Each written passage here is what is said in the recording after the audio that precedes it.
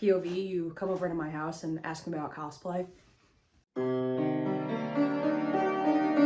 I am a cosplayer, unfortunately. I've been cosplaying for about 12 years and actually competing in cosplay competitions for about 6. Now you might hear that and think, wow, she's been doing this for a while. And in the grand scheme of my 23-year-old life, I definitely have. And in the grand scheme of cosplay, yeah, I still have. Cosplay only has about a 100-year history. Just if we're talking about cosplay, not historical costuming or theater costuming, just cosplay. And this history, though short, is filled with controversies and triumphs, highs and lows, wins and losses, fun facts that I don't think a lot of people know about, especially people outside of the cosplay community wouldn't know about. So today, I'm going to take you through a brief, entire history of cosplay. Now, what exactly is cosplay, right? Cosplay, according to Britannica, is the act or practice of dressing up as a character from a pre-existing work of fiction. Obviously, it can be much more than that. I've heard it described as a performance art, a creative passion, and the likes. But at its core, cosplay is dressing up. The term derived from the Japanese words for costume and play and was coined by Nobuyuki Takahashi in 1984 after he went to Worldcon in Los Angeles, California. Even though this term was coined in 1984, the first documented instance of cosplay came from America in 1939. Before anime and comic conventions became popular, it was science fiction conventions that were all the rage, and they paved the way for cosplay. Soon enough, these conventions made their way to America from Europe and caught the attention of a certain woman. Get ready to say thank you to the first known cosplayer that we have on photograph. Meet Myrtle Rebecca Douglas Smith Gray Nolan. She was a science fiction fan, publisher, and cosplayer from Los Angeles. And according to Japan Daily, Nolan and her boyfriend at the time went to the first Worldcon together, dressed up in costumes that she had designed and sewn. Yes, it was her who donned futuristic costumes based on Frank R. Paul's magazine artwork and a film from 1936 titled Things to Come. Although no one else wore a costume that year, it was Nolan who got the ball rolling. After that, cosplay began to steadily grow and has been for the past almost 80 years. And even though Nolan has sadly passed on, her outfit still remains the start of arguably one of the most popular creative endeavors in the entire world. It was her and her boyfriend who sparked the idea for the coordinators of Worldcon to create a masquerade or cosplay competition, which you may have heard of, at ChiCon, a convention similar to Worldcon but in Chicago, Illinois. With a whopping 128 guests and a handful of people in costume, they created the first ever masquerade. Now you would think that with so much passion and energy, this would blossom into something crazy, right? Yes, but not for about 50 years. As science fictions continued on throughout the United States and the UK, cosplayers began popping up more and more frequently, though it still wasn't mainstream yet. Masquerades or cosplay competitions did continue on, but it was pretty sporadic. Like, when I was researching this, I could only find a few instances of masquerades or cosplay competitions at conventions because at that time, not everyone had one. But as its popularity increased, so did the number of conventions popping up across the world. And it all came to a head in 1984. Remember how just a few minutes ago I mentioned Nobuyuki Takahashi coined the term and brought it over to Japan? Well, that set off an explosion of creativity in Japan, and it became a staple at popular events there like Comiket. Now, the Japanese population was not cosplaying from science fiction like the Westerners were, right? They were cosplaying from manga, anime, comic books. And guess where that made its way to? All across the globe. It wasn't long before word got around the world, and cosplay as a hobby began to grow in popularity exponentially. Over the years, people painstakingly sewed their costumes together with cheap costume satin, or maybe made armor out of cardboard. But that's what cosplay was at conception and still is today. It is a creative, artistic expression. However, some people have missed that point entirely, but we're going to get into that a little bit later in the video. But it was during these late 90s and early 2000s that cosplay started popping up all over the world, and bringing along with it some of the pioneers of cosplay such as Yaya Han, Jessica Nigri, and Kamui Cosplay, along several others since. Cosplay, though nowhere near as large as it is today, was growing, which was incredible.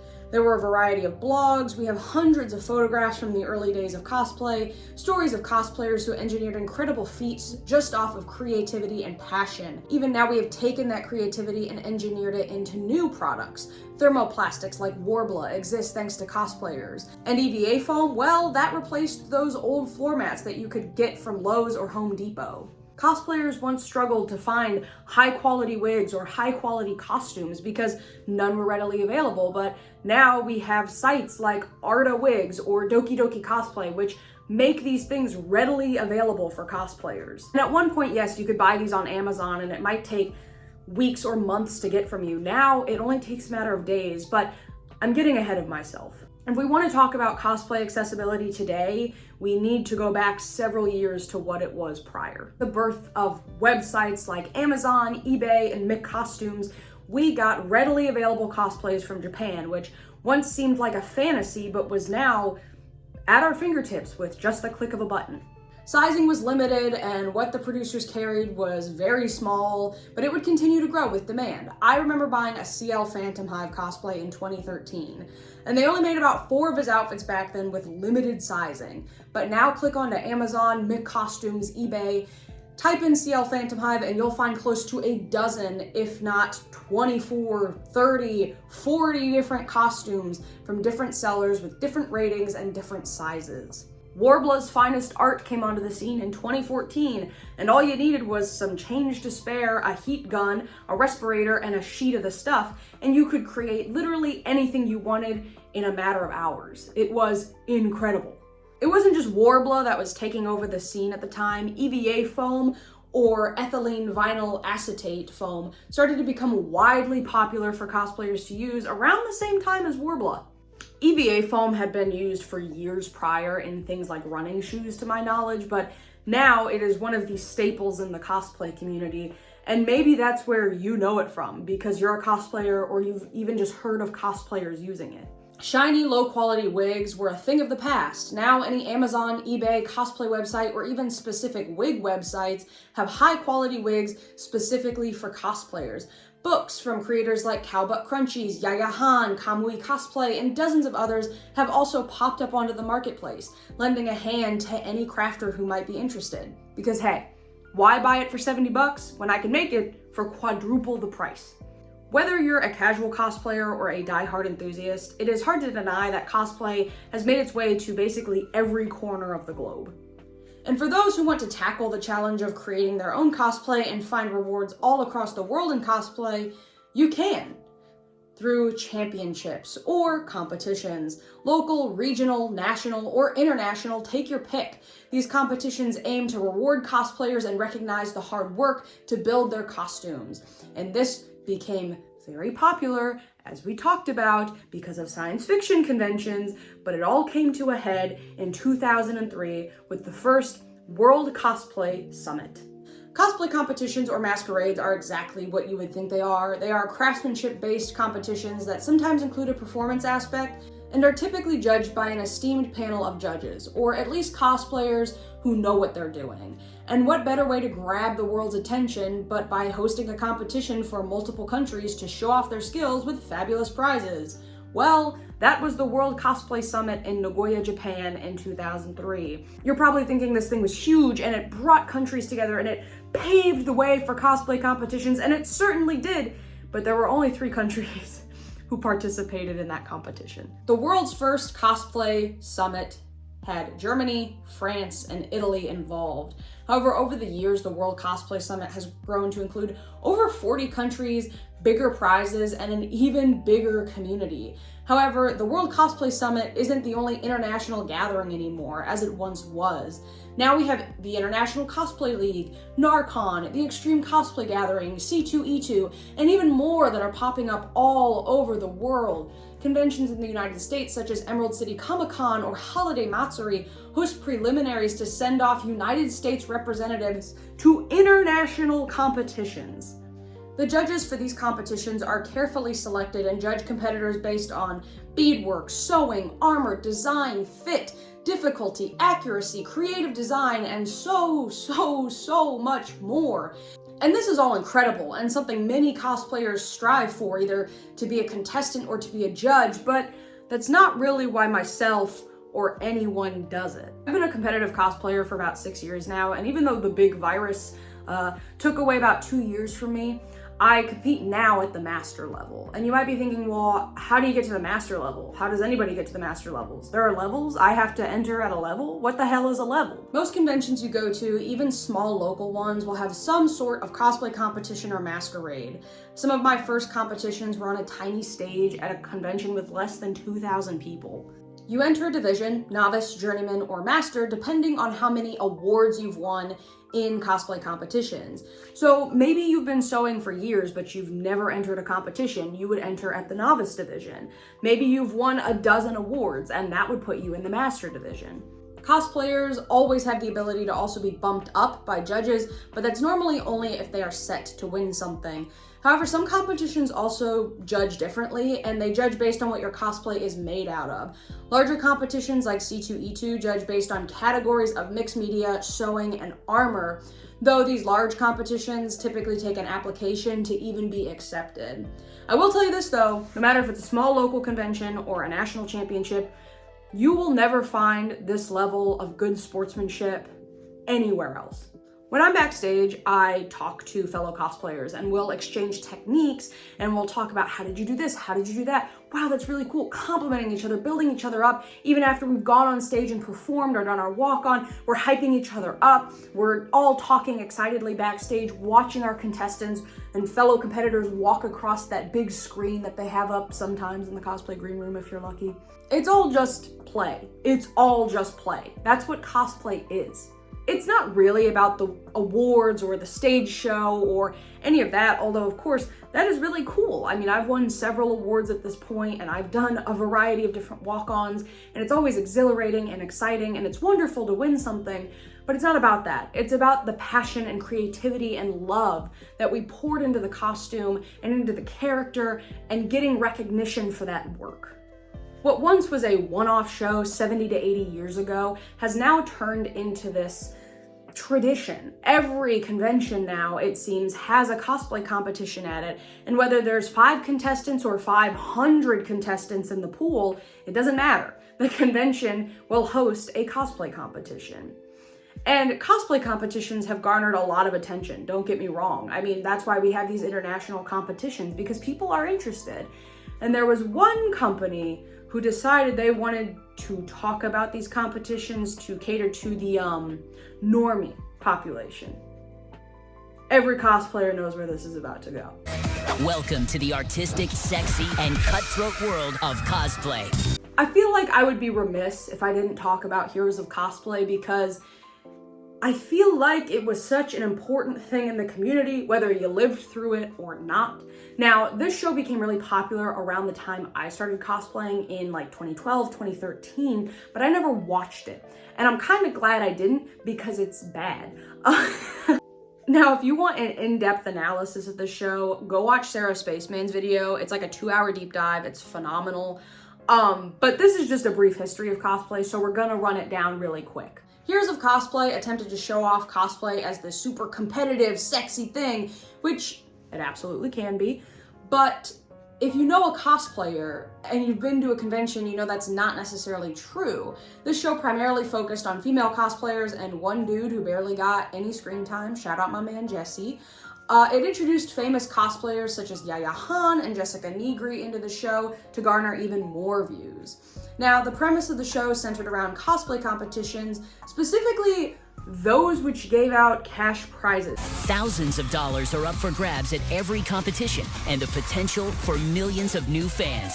Now, I don't know if any of you watching have ever been in a cosplay competition, but like, unless you're at a really big con, they don't give out cash prizes. I think the biggest thing I've ever won at a competition was like cash-wise was like a $50 gift card to a local game store. A lot of times you'll get like a ribbon or a certificate, some kind of acknowledgement. You may even get your badges comped for next year. I've been to competitions where I've placed and they've been like, hey, here's 2, 3, 4 free badges for you for next year.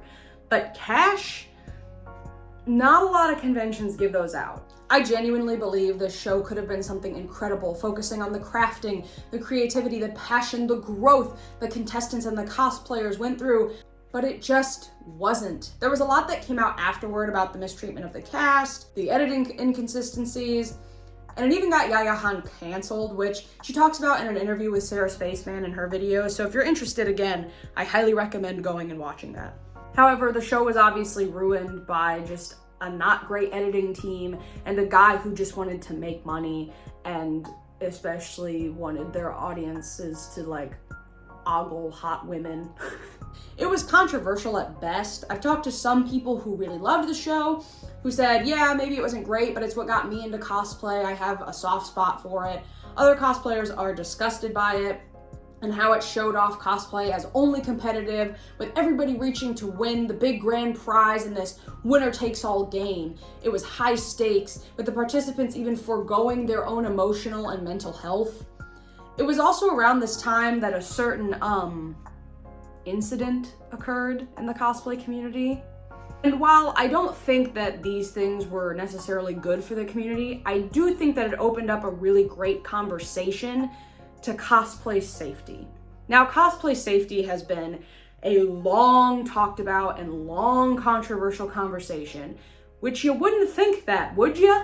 I think one reason this came to a head was a certain incident, also known as the Sharpie Bath incident. Maybe you've heard of this, maybe you haven't, but a Homestuck cosplayer apparently dyed their skin gray with Sharpie ink in a bathtub at like Anime Expo one year.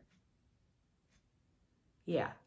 Now, I truly think that because of this story, and there are theories that it is true and there are theories that it's not true, but whatever you believe, I truly think this story, alongside the Heroes of Cosplay, opened up a lot of conversations about cosplay health and safety. Cosplayers, including myself, frequently have to work with aerosol, alcohol, toxic chemicals, warbler, heat guns, all of which can be detrimental to your health if you aren't careful. It was around this time I learned about spray painting in well-ventilated areas, wearing respirators and gloves, not touching E6000 glue with my bare fingers. It's still an ongoing conversation today, and I think it's because it's so prevalent in the con crunching community. Now, if you've ever like scrambled to study for a final, or maybe you forgot to do something at work and now you've got to meet a deadline, that's what con crunching is, except it's for cosplayers who are about to go to a con. And I think that unfortunately this con crunch mentality was shown really well in the Heroes of Cosplay, and it's almost been normalized since, which is really sad. Oh, it's for sure hitting me in the face. I don't know. It's okay, it's fine, just keep going. It's not hitting you. I understand life gets in the way and sometimes you have to jerry-rig something together, whether it's part of a costume or part of a prop or whatever that might be. However, we aren't talking about just safety pinning an outfit together. No, I've heard of cosplayers super gluing jewelry to their body or hot gluing fabrics to their body, wearing shoes that don't fit them, resulting in damage to skin and just a general neglect for their health.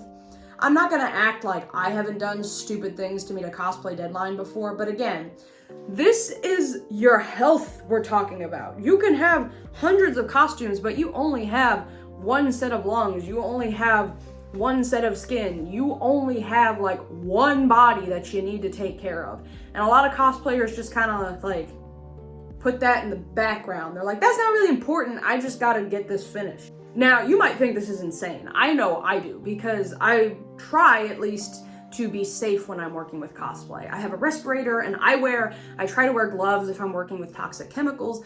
But I think a reason this has become so prevalent, especially in today's world, is because of social media and needing to stay relevant. With social media like Instagram, Twitter, and especially TikTok, RIP, the USA, can't download it on the App Store anymore.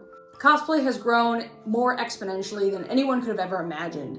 Maybe you took it up yourself in lockdown, as it was probably one of the few hobbies you could do from the comfort of your home. It was fun, and it allowed people to express themselves and make connections over the internet with a like-minded community, even if we were all stuck inside. Even as the years have gone on, social media has exposed so much of the world to the phenomenon of cosplay, and while that's cool, I don't know if it's necessarily a good thing all the time. Don't get me wrong, I think it's awesome that so many people have been introduced to cosplay, that it's gotten to the point that it has, and I truly hope it continues to grow, but just like anything that gets popular on the internet, there are downsides. Cosplayers now more than ever face harassment, bullying, stalking, and just a general distaste from the population across the internet. Now, if you're attractive, thin, and white, this isn't a problem. Like at all. But if you're literally anybody else, you're going to face backlash. Social media is also, and you're not gonna believe this, fake. If you don't listen to anything else in this video, please listen to this. Do you know how many apps exist? Do you know how many ways you can contort your body or paint your face or pose to get the perfect angle? What about perfect lighting? And God forbid you only have a few cosplays. No, you should have dozens to keep people interested. People aren't going to be interested if you don't continually pump out content. Being a content creator is a responsibility. You need to entertain your audiences. You need to keep up with the best quality costumes, the photoshops, the photograph, the conventions. We have completely lost the point of cosplay. Remember those first few photos we saw where it was literally just people dressed up in costumes of whatever they could throw together?